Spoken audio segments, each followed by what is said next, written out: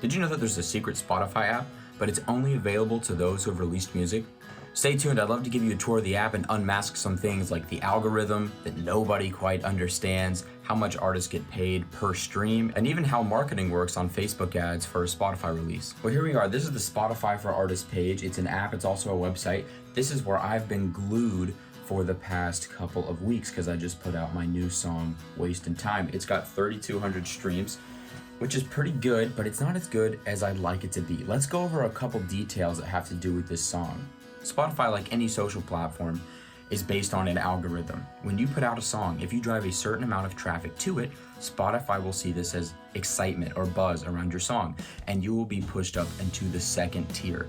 This tier is what we're about to check out. Things like radio, things like release radar, things like DJ. Let's talk about the algorithm first. We'll talk about it in a 3-tier system. The first tier is just a normal release. You put out a song, there's not a lot of traffic, the song's just kind of living on Spotify. Maybe it gets a few hits from your mom, maybe it gets a few hits from your friends, but not much more than that. It's just gonna hang out there as a normal song on Spotify. But if you are lucky or talented enough to get enough buzz and traction on your song to move it up to that second tier, you're gonna be placed in what I would call the beginnings of the algorithm. You're gonna get a couple hits from radio, release radar, DJ, maybe a couple of playlists happen to like you, but it's not the Spotify editorial playlist that you want to get those money-making streams, those streams that can turn your song profitable. But if you do well in that second tier with people saving your song, listening to your song all the way through, adding it to more playlists, you're gonna get into that top tier, that editorial playlist that everybody is dreaming of, and that is how you get profitable on Spotify.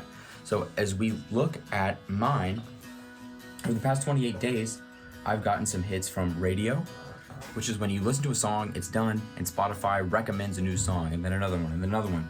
Spotify has recommended my song 989 times, and that's pretty good. That's more than I got last time on my prior release, She Stole the Money. The one thing about this release that I have been a little shocked about is my release radar. I've gotten kind of a low amount of streams from release radar comparatively. And we'll talk about why a little later in the video. I expected to have more. And then DJ and some other things you can see here have been great. Now let's talk about the release radar. This is the most important thing to get you to that third tier, that Discover Weekly, that editorial playlist where you can start making money. As you can see on my screen here, on Friday, I got 682 listeners, which attributed to 813 streams. When I saw this, I almost fainted. This was like the best day of my life. I was like, oh my gosh, it's finally working. So what I did to create this traffic was I drove a conversion campaign on Meta ads, specifically to a landing page that targeted Spotify. So I got enough people going on through here to trigger Spotify, and Spotify put my song in a bunch of release radar playlists, which was awesome. I was so excited. Oh my gosh, here we are doing it. After that, we kind of got some less streams and still more than I'm used to getting without using marketing. So I'm definitely thankful for the people that have listened, but I just wish that it could have been a little bit more of a big bang. Now let's look at a couple of good metrics that I have. 1.5 streams per listener is better than I normally do. And then have had a couple of days with some pretty awesome save rates. Saves and playlist ads is what drives the algorithm. So if you've got people saving and adding your songs to playlists, that's how you can start bringing in the big bucks. And something that I've loved seeing is the location. I am big in South Africa and the Australia. Look at that. Canada, Brazil. Some of these countries I don't even really know the names of, you know. What's this? Turkey, Libya. I think it's pretty cool how people that probably don't even speak English might resonate with my song for one reason or another. Maybe they like the drums, maybe they like the guitar sound, whatever. That's pretty cool. So that kind of shows you all about Spotify for Artists and why it's important. Let's talk about the one thing I know that you're very interested in now. How much do you make per stream? It's not a lot, and it's very complicated. The thing that I'll be easily able to explain is the master recording royalty, or the mechanical royalty is what it is. But I own the master recording because I am essentially the record label. I'm my own record label.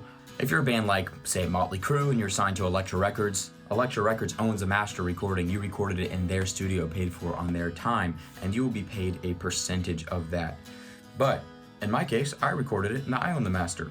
So 100% of the royalties go through DistroKid, which is my distributor, and I get to own all of it. But the bad news is there's not a lot of money on that side. Now I also own the writer and the publishing share, but we'll get into that in another video. Through DistroKid, as you can see here, 2,331 streams is $6.50. Now that's not a whole lot of money.